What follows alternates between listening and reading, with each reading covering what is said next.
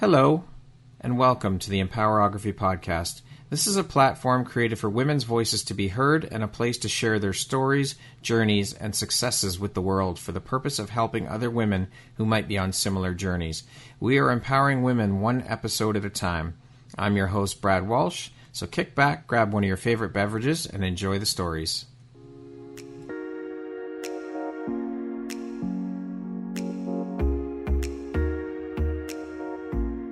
The world needs to hear your message and your story, so don't deny the world of that gift within you that the universe has given you. Someone out there needs to hear your story because it will support them in feeling hope, inspired, and even transformed. Do you want to discover how I help get my clients out of their own way, show up, and confidently share their message? I would love to extend an invitation to you to join me in my free masterclass, Start Your Own Podcast from Idea to Implementation, on Wednesday, April 5th at 1 p.m. Eastern. You can find the registry link in the show notes. Hope to see you there. Hello there, Brad Walsh here, your host of the Empowerography Podcast. Today, my guest is Michelle Leblanc. She is an abundance coach, the creator of the Money Magnet Formula, and the founder, anchor, and guide for your Align, Heal, and Thrive Academy. Welcome, Michelle. I am so happy to have you here. How are you doing today? I'm great, and thanks for having me, Brad. Appreciate it.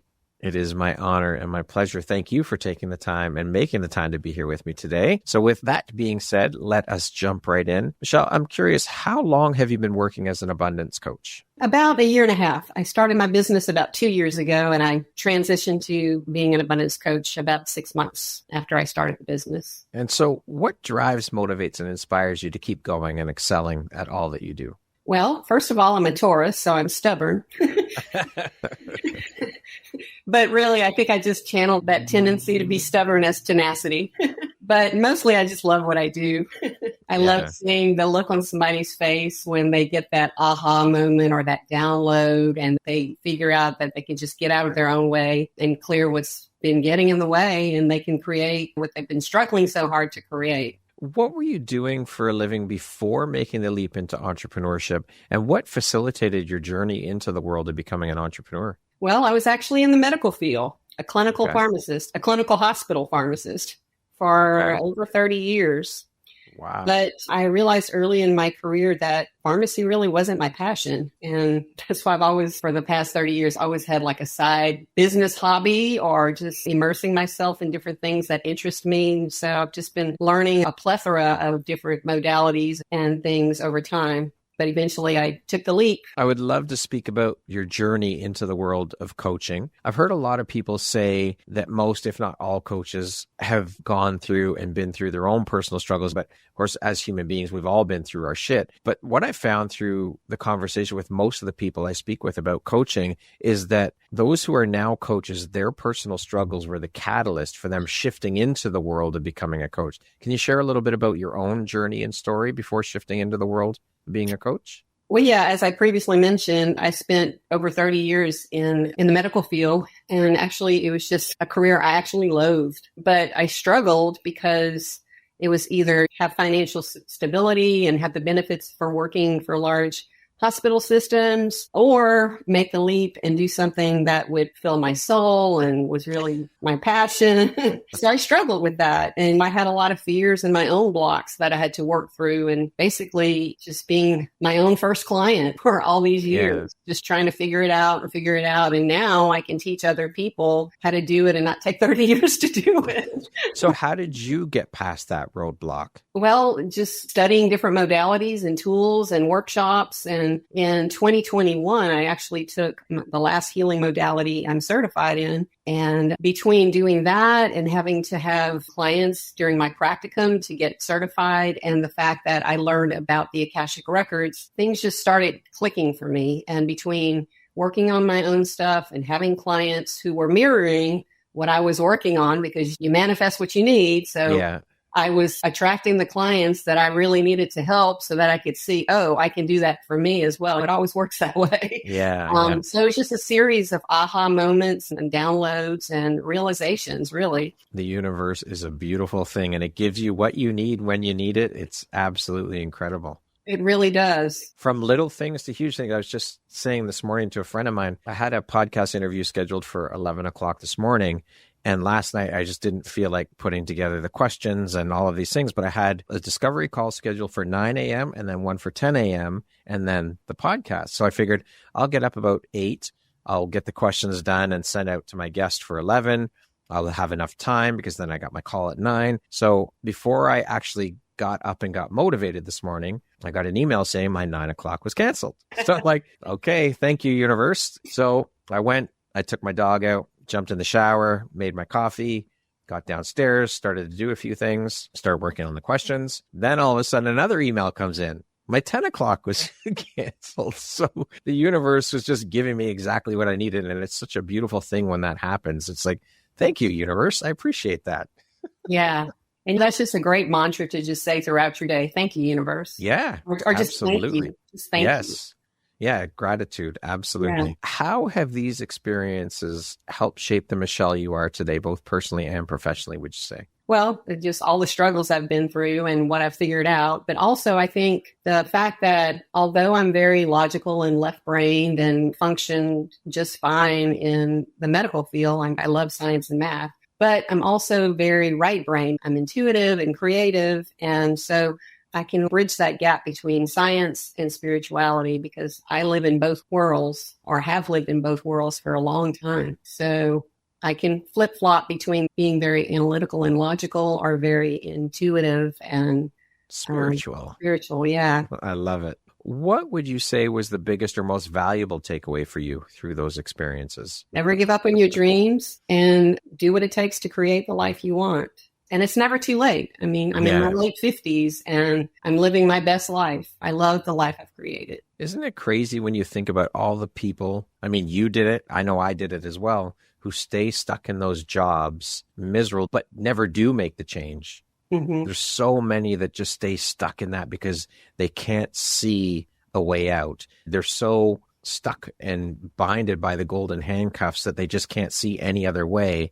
And it's like, no, I can't do it. I just can't. And they stay stuck in that job, going to that job they hate 5 days a week, living for those 2 days on the weekend, and then right back into the same loop again. It makes me so sad to think about all the people who do that and live that way and stay stuck in that. Yeah. And I would say, even if you're not in a position to, you just quit and just make a leap, find something on the side that you're passionate about. Like I stayed stuck for a long time because for many reasons I didn't want to make a leap, but I went out and found workshops and trainings, and heck, I even worked part-time in a little metaphysical shop just because I wanted to be in that environment. I mean, certainly I wasn't making a whole bunch of money there, and I was only working there like 2 or 3 days a week, but I learned so much, and it was just incredible just being in that energy and that atmosphere. But you were working towards your goal. You knew you had an end goal, and you did what you had to do to make it happen. I believe that where there's a will, there's a way. If you want it bad enough, you'll do whatever it takes to make it happen. Yeah. And all these things, I would say, like,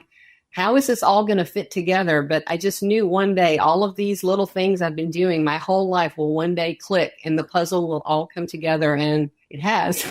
That's trusting. That's trusting and allowing in the universe. It's not your job to figure out the how. It's just your job to do. And that's when I was young and more naive, and I was really a control freak, kind of figure it all out. Yeah, for sure. What are 3 of the most important lessons you've learned in your work as an abundance coach, would you say? I would say, first and foremost, abundance means something different to everyone, even in terms of money. And the things you need to do won't work until you get out of your own way. You need to address your fears. You need to address your blocks. You need to address your self-sabotaging behaviors. And lastly, I would say listening to your intuition and then following the nudges that you get.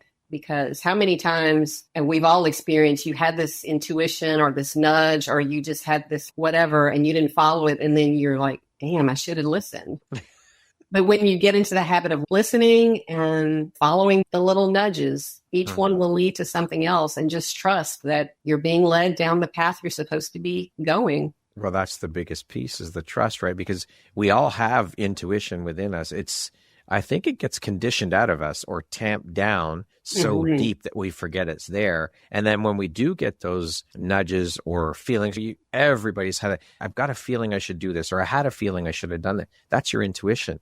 Mm-hmm. It's about listening in and tuning into it and trusting it when you do get that feeling or that nudge? Absolutely. So important.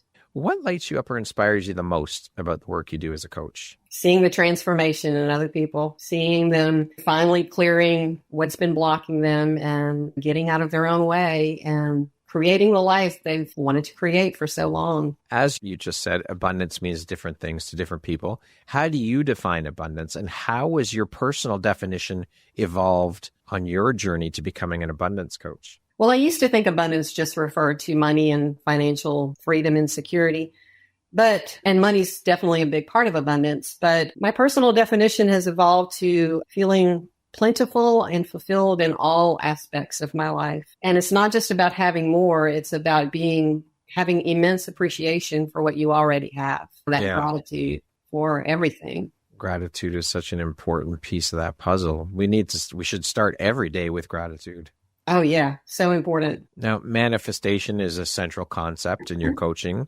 Can you share specific manifestation techniques or rituals that you find particularly powerful? And what success stories highlight the effectiveness of these practices? Well, the biggest thing about manifesting is what we've touched on before. You have to get out of your own way. And you have to address your subconscious mind, because subconscious mind is ruling the show. What we think and how we think we are is just a small fraction of who's in charge. The subconscious mind is in charge. And also addressing any kind of money blocks you have from your past lives. So those who subscribe to reincarnation, which I do, I believe we've all lived a multitude of lifetimes. And during those lives, we've had things happen to us surrounding money or the equivalent of money at the time that we carry from lifetime to lifetime, and it keeps affecting us until we clear it. So I use a combination of tools that work from a subconscious level, and also I channel the Akashic records and go in specifically looking for that point of origin, what first happened that caused this thing to happen that's still affecting the person today. Well, also, I think factors include the societal, parental conditioning, all of those things play into it as well. Because if you're taught that money is the root of all evil, or money, I can remember hearing money doesn't grow on trees when I was a kid. All of these things factor into it as well. Oh, absolutely. That's a huge part of our money stories, our money traumas, our limiting beliefs. They all form, or the majority of them form, before we're even 7 years old. And at that age, we're just downloading everything as truth. We don't have the mental capacity as children to say, oh, mom or dad came home complaining about work and saying that wealthy people are greedy or wealthy people are evil. We download that as truth. We don't have the capacity to say, oh, they're just having a bad day and they just said that because they're upset or hate their jobs or whatever. So that's a program running in the background until you clear it. Scarcity. So many individuals grapple with scarcity mindset, which is a huge piece of this as well. How do you guide your clients in overcoming scarcity thinking and embracing a mindset of abundance? And what breakthroughs have you witnessed?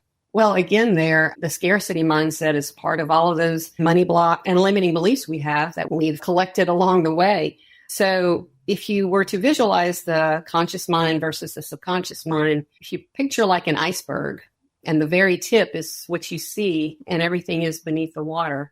The conscious mind is like that little tip that's visible, but the subconscious mind is everything underneath. And it's estimated that up to 95% of our thoughts, our actions, our beliefs, our emotions are influenced by that subconscious mind. So your money mindset, that's a combination of all your limiting beliefs and all of any beliefs that you have that are empowering you. So in order to get out of that scarcity mindset, you have to heal and reprogram the subconscious mind because it's running the show.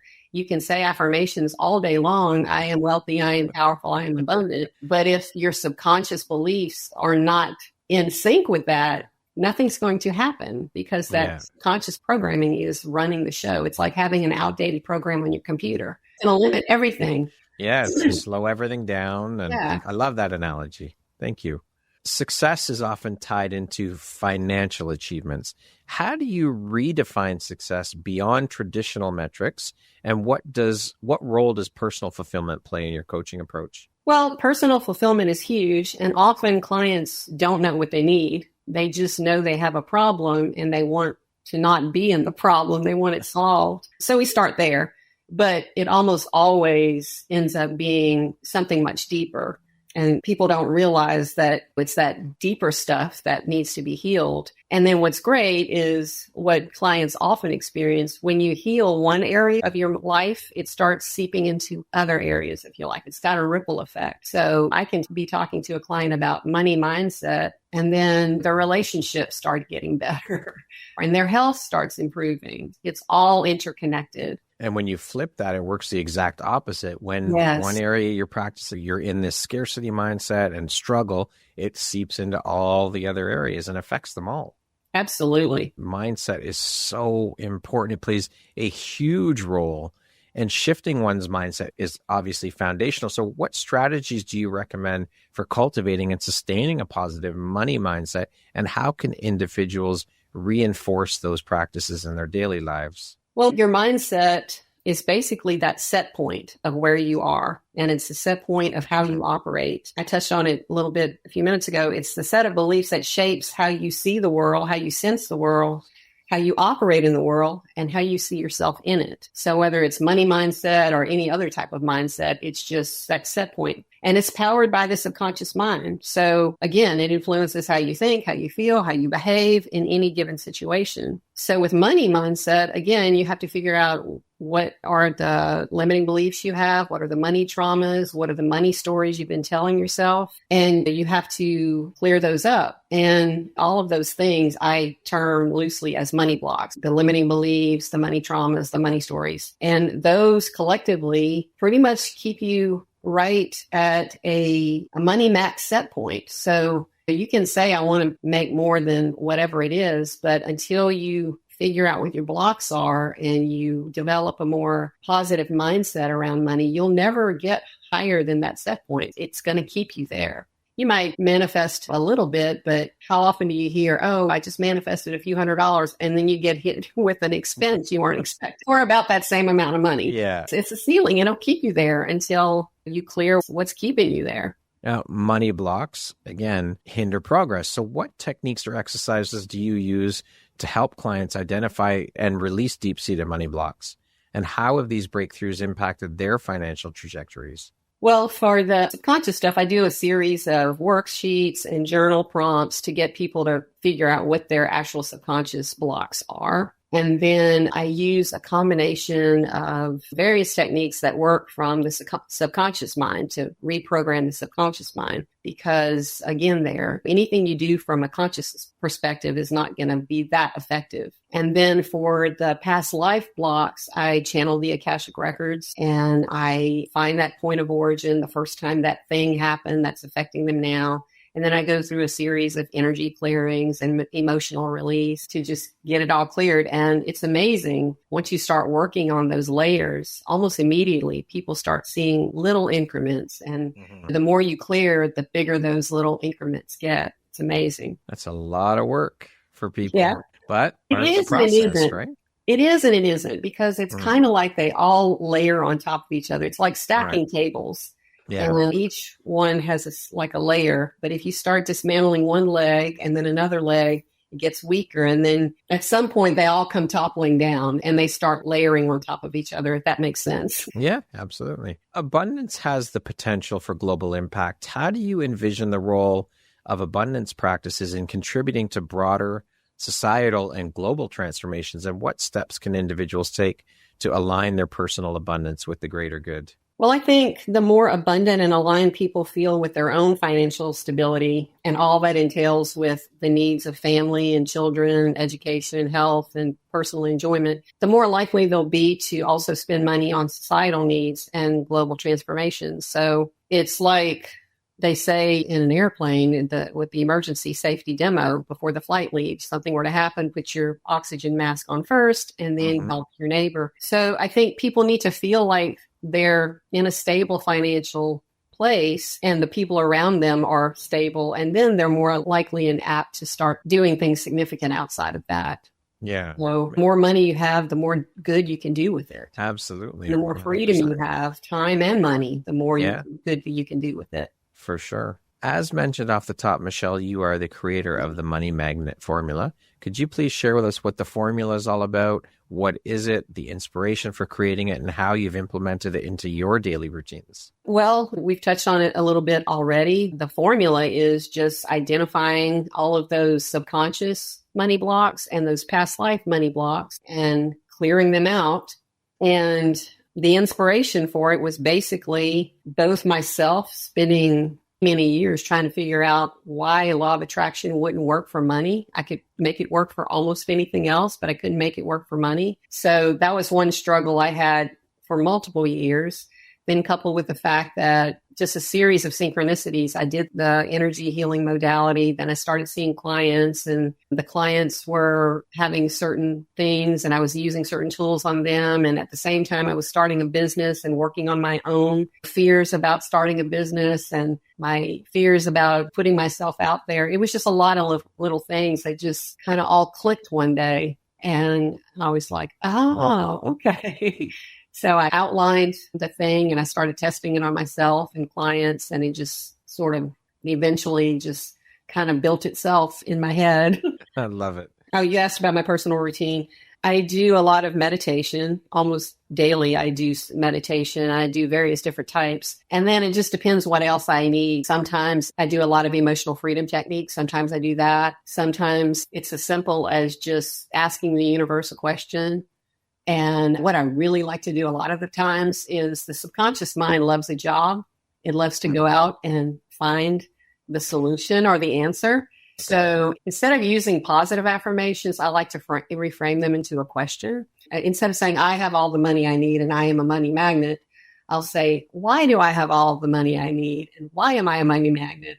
Or how am I a money magnet? And how do I always have more money than I need? And your subconscious mind will start giving you all this evidence and proof of what you just asked. So I do a lot of that. It's funny when you start leveraging your subconscious mind in a way that's proactive instead of just kind of just reactively like most people do.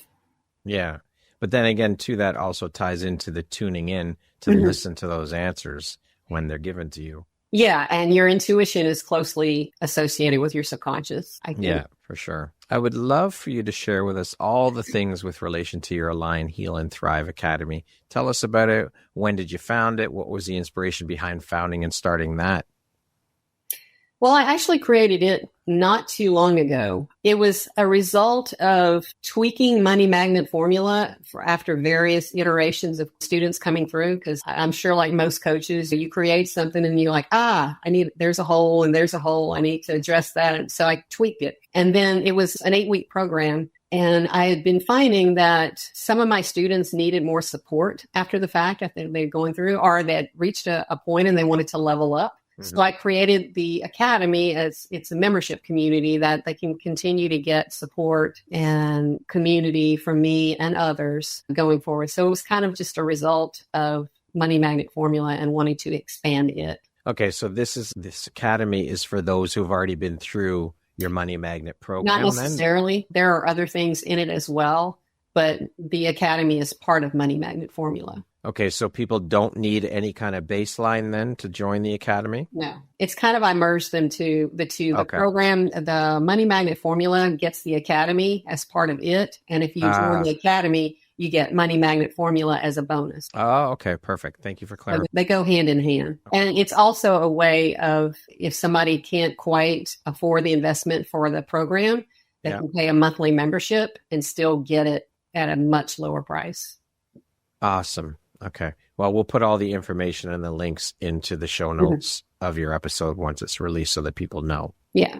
What do you think your unique skill set or superpower is that's helped you become successful, Michelle? Like I said, I'm very stubborn, but I choose to call it tenacity. But know that the people who know me best describe me as a perfect dichotomy. I'm very left brain and analytical and logical and scientific approach, but I'm also very right brain and emotional and compassionate, intuitive and creative. And I kind of bounce back and forth between both sides of my brain based on whatever it is it's in front of me. And also that everything I teach, I've experienced myself firsthand.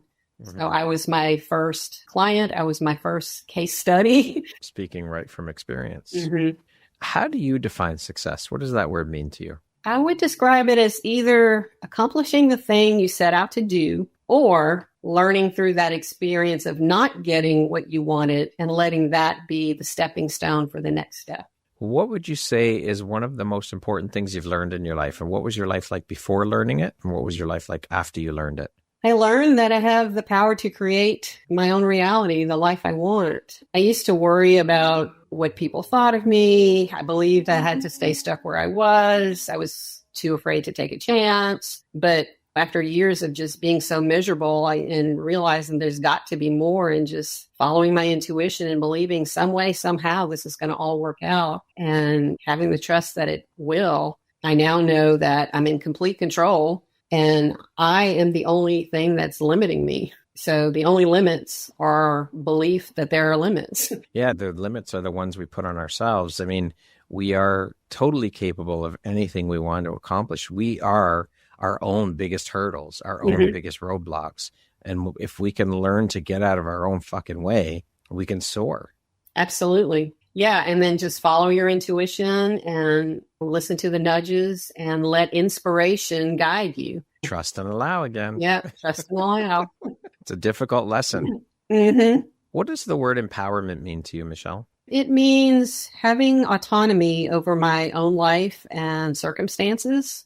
It's knowing my abilities and strengths, embracing my weaknesses and working with them, and knowing that outside of that, I can learn any tool or resource I need to create what I want. Beautifully said. Okay, we're going to jump into a little rapid fire section here. So the next grouping of questions just be 1, 2, 3-word answer type thing, okay? Okay. How would you describe yourself in one word? Dichotomy. If you could be remembered for one thing, what would it be? Kindness. If you could teach the world one thing, what would that be? Compassion. What is the one thing you love about yourself that is not related to your physical appearance? My curiosity. I'm a perpetual student. That's a good thing. We're always on the journey of learning, always. Yeah. What is your favorite self-care practice? Meditation. I like various types, but yeah, I would say meditation. And that concludes our rapid fire section. Now back to our regularly scheduled program. What is one of your biggest failures or life lessons or teachable moments, and what did you learn from it? Well, I was actually fired from a job in 2019, the end of 2019. And I think that was the biggest kick in the butt to figure all this out. It ended up being a blessing because I realized it was like the universe telling me, you're not supposed to be doing what you're doing. Go figure it out. And then there was just a series of the pandemic happened not too long after that. And it just led to a lot of different struggles, bad struggles, a lot of things happening. But I think it led me to go find this healing modality that I did in 2021. And it was just one series of gifts after that. And it all just led to where I am today. What aspect of your personality do you think has been the most helpful in your career? Just my constant curiosity and my need to figure things out and my tenacity at not stopping until I figure it out. There's that stubbornness. Yeah. So, or tenacity, sorry. Two sides of the same coin. Yeah. How you channel it. That's right.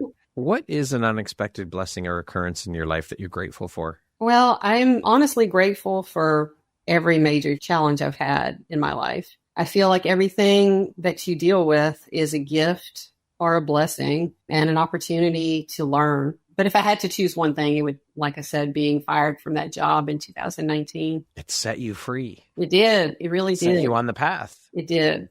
What is something surprising that you've learned about yourself in the past year? That I am much stronger than I even realized, both mentally and emotionally. I think we all have that within us. We doubt ourselves and we second guess and we don't trust in and believe in ourselves in that way. And we usually are a lot stronger than we give ourselves credit for. That's so true. And so many people just don't allow themselves to ever realize that, unfortunately. Yeah, they stay stuck. Yeah. Like in that job that they hate. Yeah.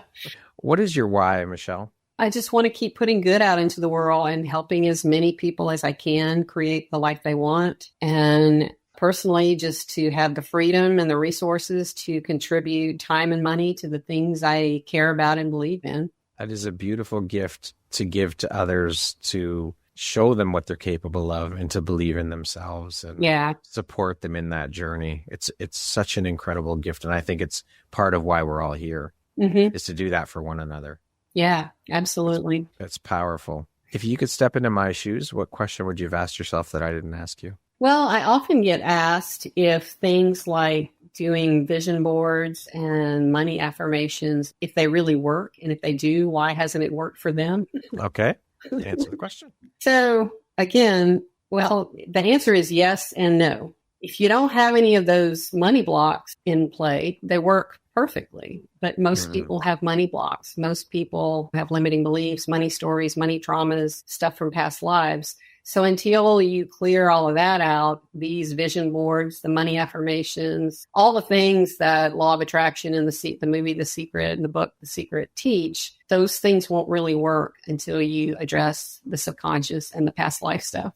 Would you say, in terms of percentage, the clients that come to you, what percentage of them are stuck in those blocks? And what is the percentage of clients that come to you that aren't stuck in that? Oh, everybody's stuck in those blocks. Yeah. We all have them, to the extent of how deep they are and how negative, crippling they can be. How badly they affect what you're trying to do kind of varies, but everybody has money blocks. I mean, we've all grown up in situations and have experienced situations that adversely affect us, and it was just programmed in our subconscious mind as truth. What is one tip or takeaway you could provide for listeners to help start clearing the money blocks? I would say do things like reframing positive affirmations, or just asking questions of the universe. Hey, universe, how can I do X, Y, and Z? And then I like to add as if by magic, or instead of saying, I have money, I am abundant, turn it into a question. How am I abundant?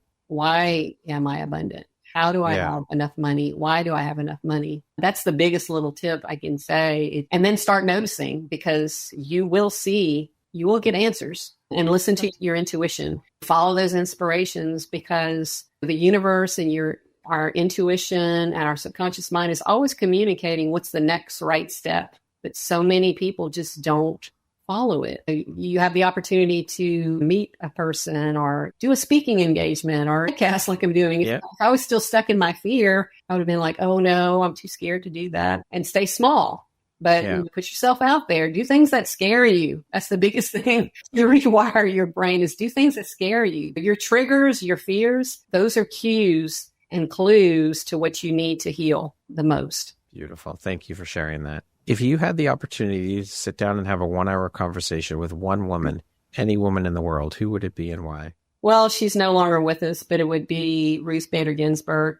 She was such a trailblazer and did so much for women's rights. I would have loved to have spoken to her. If you could go back and give your younger self one piece of advice, what would that piece of advice be? I would assure her that everything she's going through and will go through is preparing her for her life's passion and her life's mission. Lastly, Michelle, if you were to deliver your last 30-second speech to the world, your tribe, your people, your corner of the world, what would that last 30 seconds sound like? What words of wisdom would you impart? I would say, remember, you're immensely more capable than you believe you are. You have the power to create the life you want. The only things limiting you are your belief that there are limits and the blocks you've been carrying from lifetime to lifetime. So the two things that will serve you best would be to reprogram your subconscious mind and program your subconscious mind with empowering beliefs. And then you can just create whatever it is you want. Beautifully said. Beautiful way to end the interview on a happy, positive note. I love it. Michelle, thank you so much for taking and making the time to be here with me today, for sharing a little bit about your story, your journey, and the beautiful light you put out into the world through the work you do. It has been an absolute pleasure chatting with you. I am honored to have had the opportunity and to have you as a member of the Empowerography community. Thank you for being here today. Oh, thank you so much. I thoroughly enjoyed it as well. Once again, my name is Brad Walsh, host of your Empowerography podcast. Today, my guest has been Michelle Leblanc. She is an abundance coach, the creator of the Money Magnet Formula, and the founder, anchor, and guide for your Align, Heal, and Thrive Academy. Thank you so much, Michelle. I hope you have a beautiful rest of your day. Thank you. You too. Thank you very much for listening to this podcast. If you haven't yet, please be sure to subscribe, rate, review, and share with all your friends. You can find me at viseuphoria.ca and follow me on Instagram at Empowerography Podcast and on Facebook at Empowerography. Please join me next time for another inspirational story from yet another amazing woman.